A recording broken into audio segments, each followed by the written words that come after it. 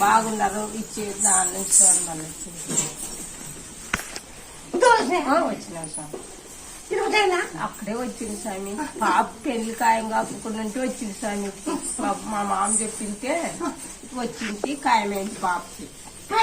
ఖాయమైంది ఇప్పుడు చిన్న పాప చూస్తామని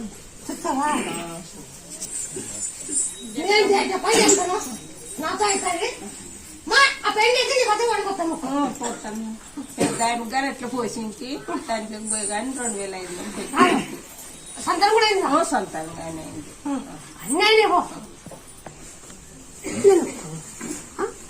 ఇది బాగా వచ్చినాడు బాగా చేయను నేనే చెప్పుకుంటాం మేము